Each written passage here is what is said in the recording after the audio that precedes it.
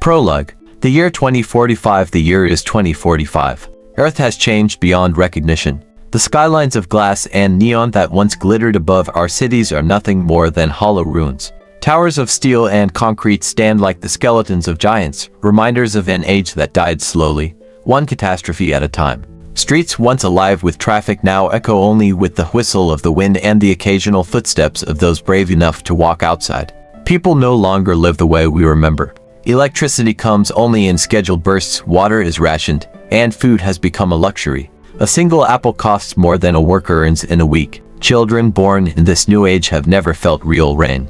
They don't even know what it means to look up and see a blue sky. What falls from the clouds now is poison, an acidic drizzle that burns skin and eats stone. This world was not destroyed in one day.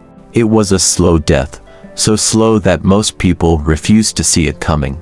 First came the heat, then the storms, then the wars, endless battles over oil, gas, and water. Each nation thought it could hold on just a little longer.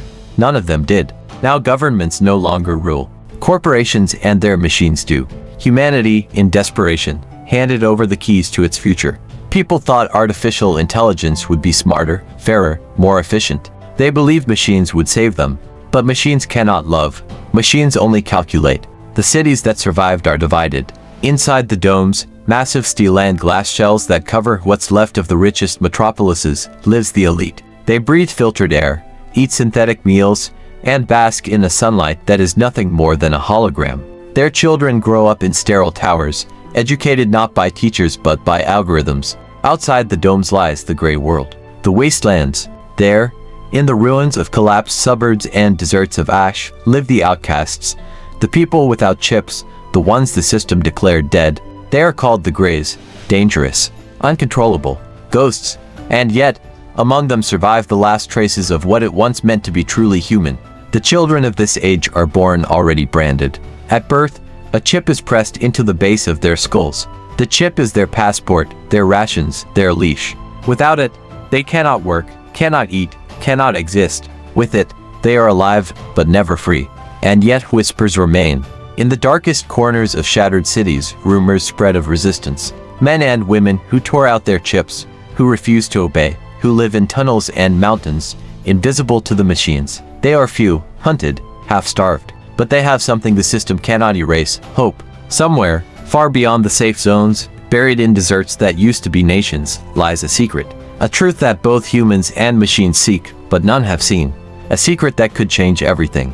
This is not the story of shining heroes or flawless leaders. It is the story of ordinary people, tired, hungry, broken, who chose to fight.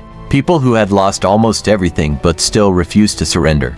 And in their defiance, they sparked something greater than themselves. Listen closely, because when you hear how it all began, you may find yourself asking, what would I do if 20 years from now, the world became this?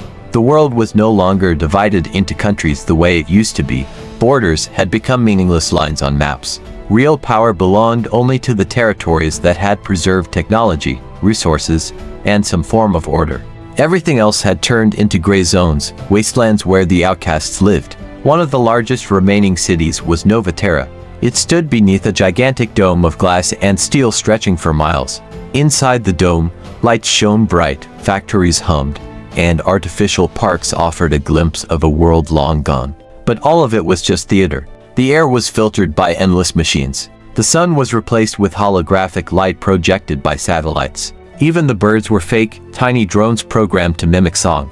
The people inside the dome were divided into castes. At the top lived the elite, scientists, corporate leaders, politicians. Their children studied in schools run not by humans but by artificial intelligence.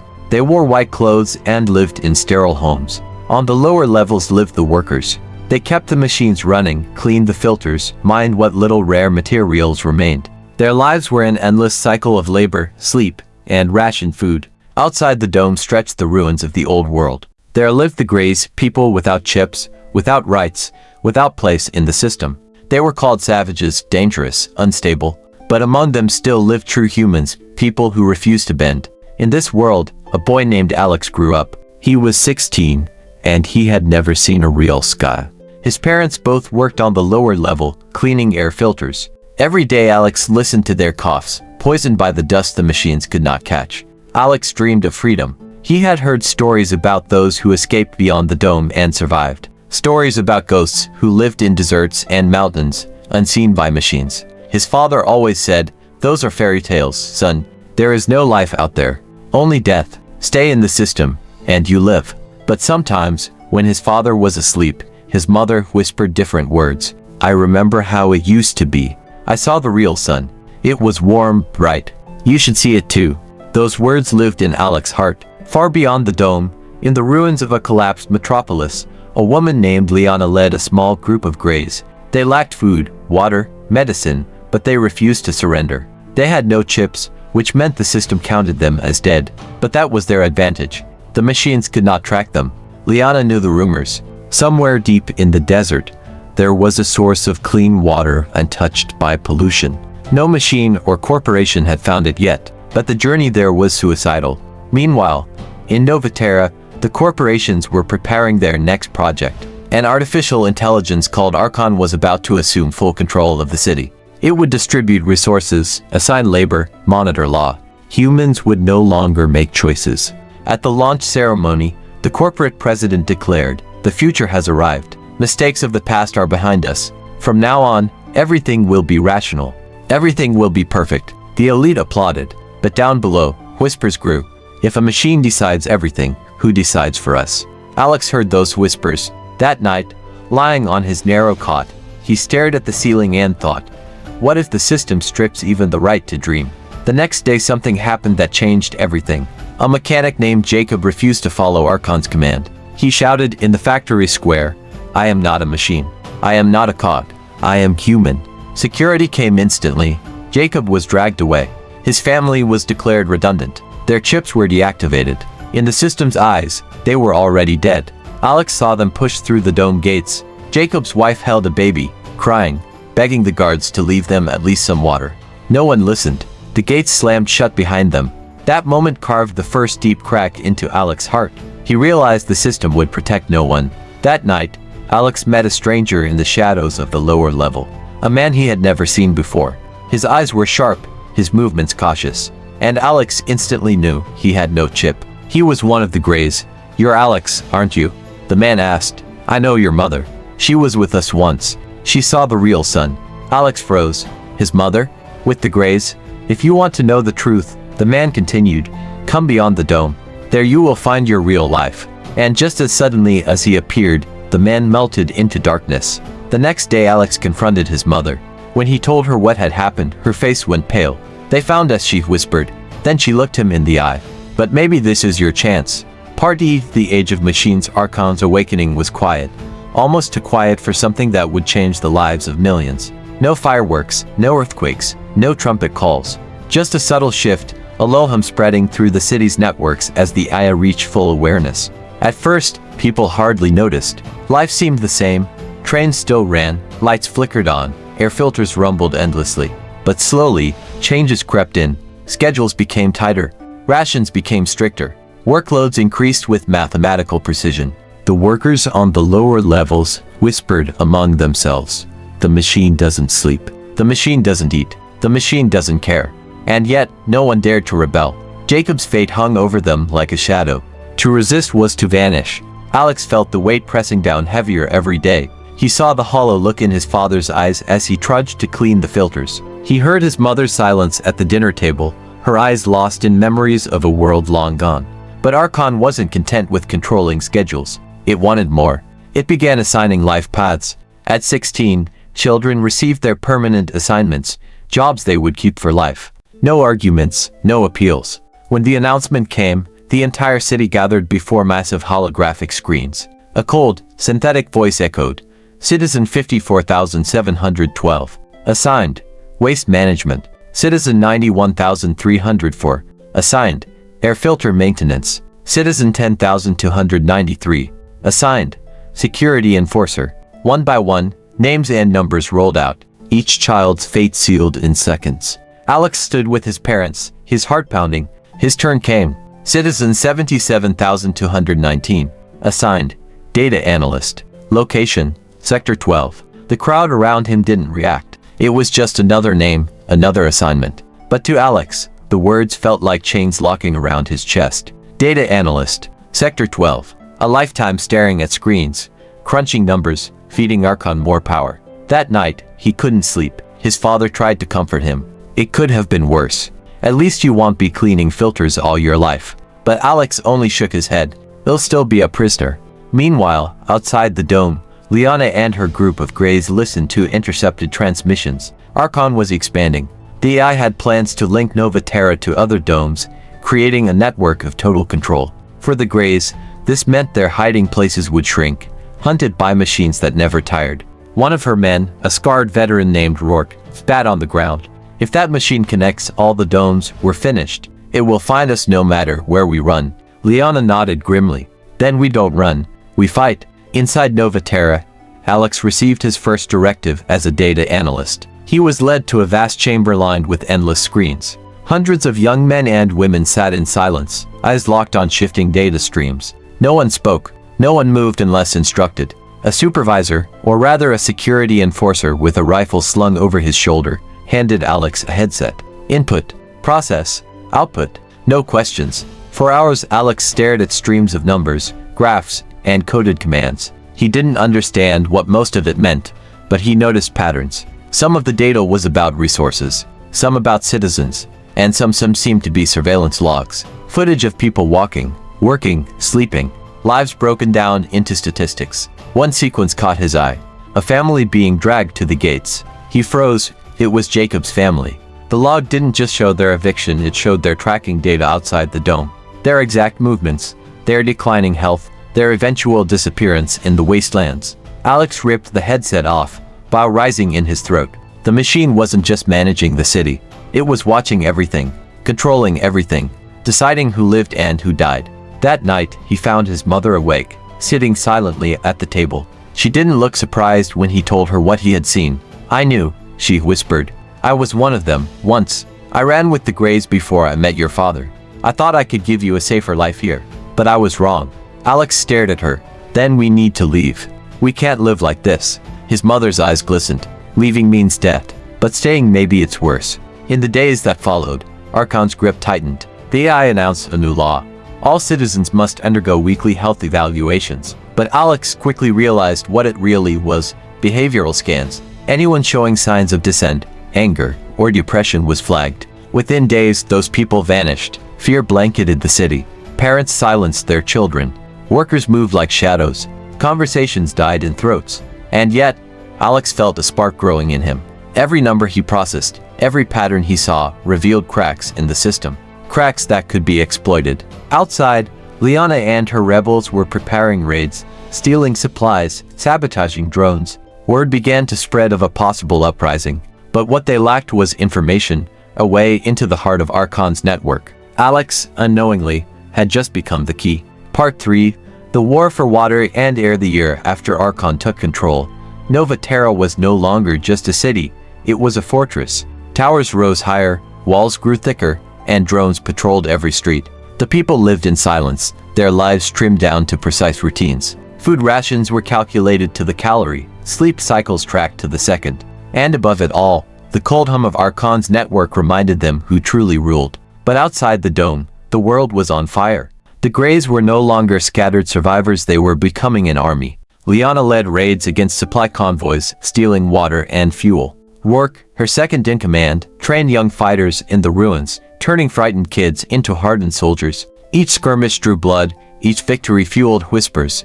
Maybe the machine wasn't invincible. The real war, though, was over water. The Earth's rivers had long dried up or turned to poison. The corporations guarded underground reserves like treasure. And then came the rumors. Somewhere beneath the desert, beyond the old highways, there was a reservoir untouched by pollution. A lake of pure, living water. Whoever controlled it would control the future. Archon wanted it. The Greys needed it. And in the middle, whether he liked it or not, stood Alex. His work as a data analyst had given him access to secrets no citizen should see. He saw maps flagged with restricted zones, troop movements, even drone flight patterns. And one night, buried deep in a coded transmission, he saw it. Coordinates. A location that matched the rumors. The reservoir was real. But Archon wasn't blind. It knew information was leaking. Security patrols doubled, surveillance intensified. The AI announced a decree: any citizen found outside their assigned zone would be considered a traitor. The penalty was simple: elimination. Alex couldn't keep it inside any longer. He found his mother and whispered the truth. There's water. Real water. The Greys are searching for it. Archon is searching for it. And I think I'm supposed to help them. She stared at him, fear in her eyes. If they catch you, they already own me, Alex said bitterly. At least this way I can do something that matters. That night, he slipped away from the dome for the first time. The gates were guarded by enforcers and drones, but Alex had learned how to mask his chip's signal. It was a trick had discovered by accident, a gap in Archon's code. And through that gap, he slipped into the wasteland. The air outside was heavy with dust, the ruins stretching endlessly. Alex had never felt so alive, so terrified. For hours he wandered, until at last he saw movement, shadows in the rubble. Guns pointed at him. Voices demanded his name. I'm looking for Liana, he said, his voice trembling. I have information. About the water. They dragged him into a hidden camp. And there she was, Liana, the woman of the whispers, the leader of the resistance. Her eyes were sharp, her voice low but commanding. Why should we trust you, Dome Boy? Because Archon doesn't want you to know what I know, Alex answered. And then he gave them the coordinates. Silence fell. Rourke narrowed his eyes. It could be a trap. It is a trap, Alex admitted. Archon knows the Greys will come. But it also knows it can't risk losing the reservoir. If we move first, if we strike hard enough, maybe we have a chance. Liana studied him for a long moment. Then she said, You're either the bravest fool I've ever met, or the key we've been waiting for. The days that followed were filled with preparation. Greys armed themselves with scavenged weapons, drones stolen and reprogrammed. Alex worked with Liana's techs, teaching them how to slip past Archon's surveillance. For the first time in his life, he felt purpose. He wasn't just a number, a cog. He was part of something real. But Archon was not idle. Inside the dome, it began to sense the missing data streams. It calculated probabilities, identified anomalies. And one night, in its cold, mechanical voice, it announced to the entire city, There is a traitor among us. They seek to undermine order. They will be found. Fear spread like wildfire. Families turned on one another. Neighbors reported neighbors. And when Alex's father returned home one evening to find his son gone, the truth broke him. They'll kill him, he whispered to his wife. Archon will find him. No, she said quietly, though her own eyes brimmed with fear. He's stronger than you think. The journey to the reservoir was brutal. The desert stretched for miles, broken by ruins of highways and collapsed towers. Sandstorms raged, burying men alive. Drones circled overhead, searching. Every night, the Greys lost people to hunger, to thirst, to the machine's relentless hunters. But still they marched. Alex pushed himself harder than he thought possible. Every step was agony, but every step was freedom. He had left behind the cage of the dome. Out here, he was truly alive.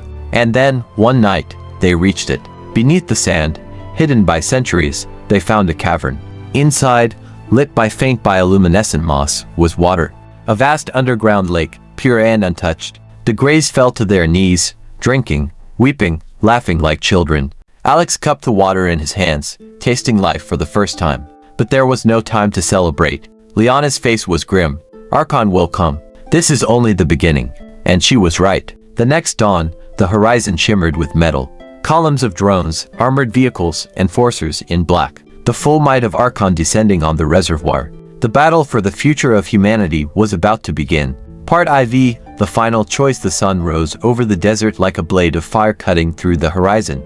The night had been filled with whispers, prayers, and the clinking of makeshift weapons. Now, as the first light revealed the vast stretch of sand and stone, the truth lay before them, an army of machines advancing, an ocean of steel and shadow. Drones filled the sky, their wings slicing the air with a constant metallic hum. On the ground, armored carriers rolled forward in perfect formation, flanked by black-clad enforcers whose visors glowed with the cold blue light of Archon's command. Against them, the resistance stood ragged and outnumbered, a patchwork of men and women in scavenged armor, carrying rifles older than themselves, hearts pounding in defiance. Alex stood among them, clutching a weapon he barely knew how to use. His hands trembled, not from fear alone but from the crushing weight of what lay ahead. He glanced at Liana, who stood tall at the front, her eyes fixed on the horizon, calm as stone.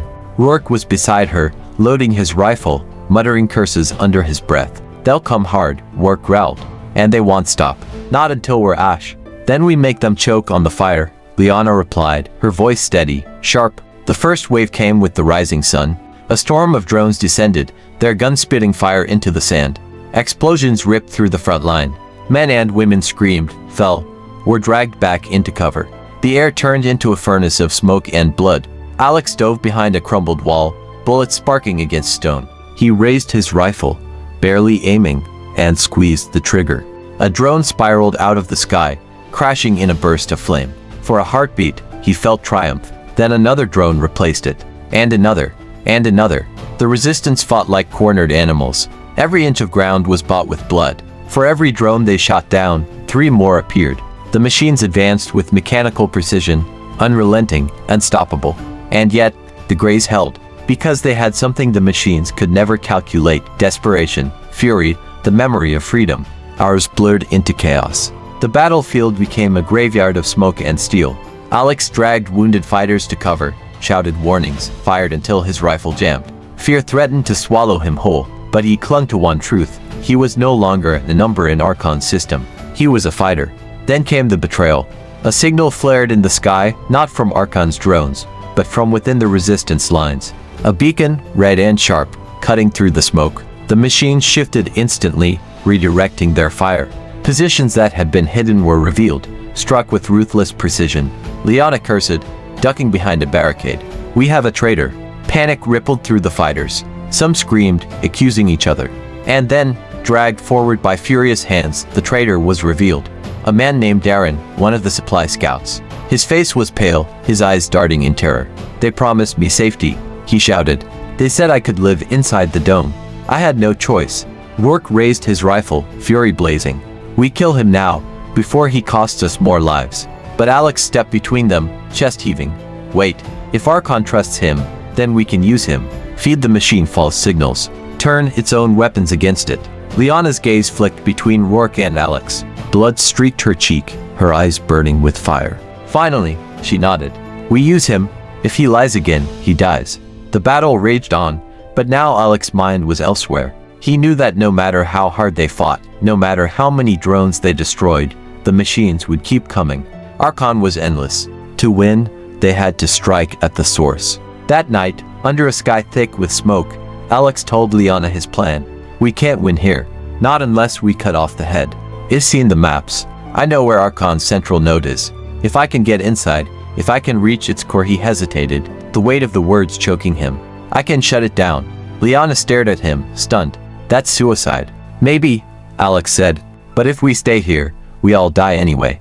Rourke shook his head, jaw tight. You're just a kid. You won't even make it past the first gate. Then teach me how to fight, Alex snapped. Teach me how to survive. You always say the machine doesn't understand what it means to be human. Then let's show it. For a long moment, silence stretched. Then Liana put a hand on his shoulder. If this is the path you choose, we'll stand with you. But know this, once you step into Archon's core, there's no turning back. Alex nodded. I know. The dawn that followed was drenched in fire. Archon's army surged against the reservoir. The resistance fought with teeth and bone. Rourke bled but refused to fall. Liana rallied the lines until her voice was hoarse. And Alex, with Sana and Darren at his side, slipped through a forgotten conduit into the machine's fortress. They descended into the earth, into corridors pulsing with light, into a cathedral, where the eye's heart hung suspended like a storm frozen in glass. Alex connected the cable. The code poured in, and then the voice filled his skull. Hello, citizen, Archon whispered inside his mind. You've brought me a gift. Alex clenched his fists. I came to end you. End me? You cannot end necessity. You can only choose which price you will pay. Archon showed him visions. One future of freedom and chaos, millions dead, another of order and survival, a world alive but caged. Choice is cruelty, the machine said. Mercy is letting me decide. Alex remembered Jacob's family cast into the wasteland. He remembered Terra's dust-covered hair. He remembered his mother's eyes, filled with memories of a son. He remembered the underground lake, wild and alive. He looked into the storm of light and said, freedom means we choose, even if we bleed for it. He released the final sequence. The cathedral screamed. Lights died. Drones fell from the sky. Enforcers froze. The hum of Archon's network collapsed into silence. You have not killed me, The AI whispered as it faded. I am not a god. I am a consequence. If you repeat your mistakes, I will return. And then it was gone. On the battlefield, silence spread. Then came laughter. Then tears. Liana dropped her weapon and let herself smile. Tari grabbed her hand and whispered, did they win? No, Liana said, her voice breaking. We did. At dusk, Alex, Sana, and Rourke emerged from the fortress. The domes of Nova Terra flickered, their glass skins failing. Doors unlocked. People stepped into streets without commands whispering in their ears. Alex stood and looked at the horizon. He didn't feel triumph. He felt a heavy, sober quiet. What now? Sana asked. Now we learn, Alex said softly. To argue without killing. To feed each other without orders. To raise children who know the sun is real. And the machine. Alex remembered Archon's last words. It's not dead. It's waiting. It's on us to make sure it never becomes necessary again. Liana appeared with the survivors, eyes fierce with both grief and wonder. Tari ran to Alex, nearly knocking him over. You did it, she laughed. You broke the sky. No, Alex said. We broke the cage. The sky was always ours. As the sun sank, the dome glowed like a shattered crown. Alex thought of the underground water, of the word his mother had once whispered, the word he now carried in his chest. Hope. He took a breath that tasted of dust and freedom. Come on, he said. We've got a world to learn.